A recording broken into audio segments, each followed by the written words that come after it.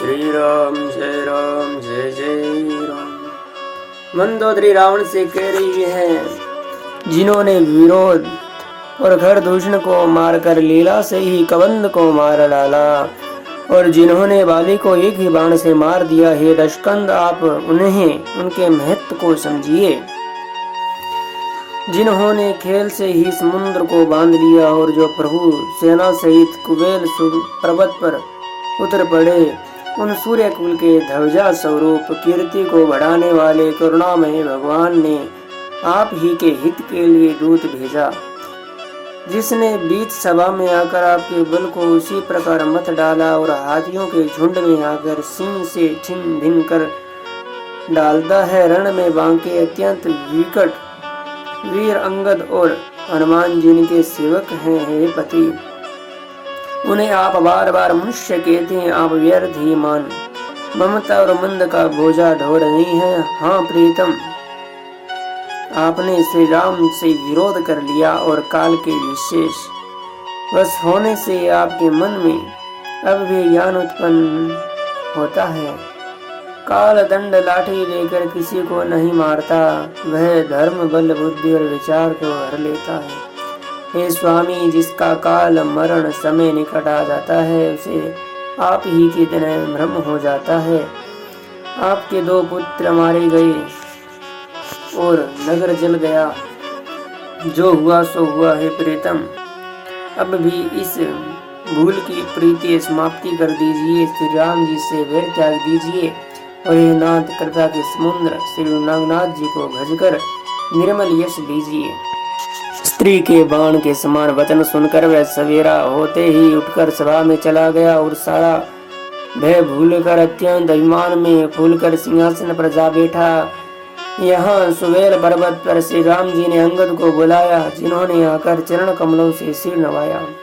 बड़े आदर से उनके पास बैठकर के शत्रु कृपालु श्री राम जी हंसकर बोले, हे बाली के पुत्र, मुझे बड़ा कौतूहल है। हे तात, इसी से मैं तुमसे पूछता हूँ, सत्य कहना जो रावण राक्षसों का कुल का हित है, जिसके अतुल्य बाहुबल की जगत भर में धावक है, उसके 4 मुकुट तुमने फेंके। हे तात बताओ, तुमने उनको किस प्रकार से पाया? अंगद ने कहा, हे सर्वज्ञ, हे शरणागत को सुख देने वाले, सुनिए मैं मुकुट नहीं, वह तो राजा के 4 गुण हैं। हे नाथ, वेद कहते हैं साम दान दंड और भेद, ये 4 राजा के हृदय में बसते हैं। ये नीति धर्म के 4 सुंदर चरण हैं, किंतु रावण में धर्म का अभाव है, ऐसा जी में जानकर यह नाथ के पास आ गए हैं। 10 शीश रावण धर्महीन प्रभु के पद से विमुख और काल के वश में है।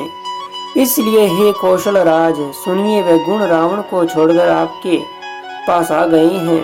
अंगद की परम चतुरता पूर्ण युक्ति कानों से सुनकर उदार श्री रामचंद्र जी हंसने लगे।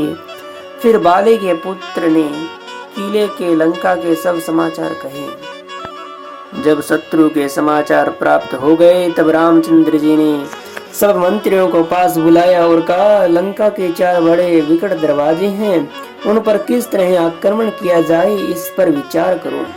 तब वानर सुग्रीव, ऋषिपति जाम्बवन और विभीषण जी ने हृदय में सूर्य कुल के भूषण से रघुनाथ जी का स्मरण किया और विचार कर कर उन्हें कर्तव्य निश्चित किया।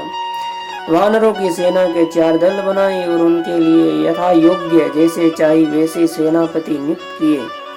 फिर सब यूथपतियों को बुला लिया और प्रभु का प्रताप कहकर सबको समझाया, जिससे सुनकर वानर सिंह के समान गर्जना कर दौड़े।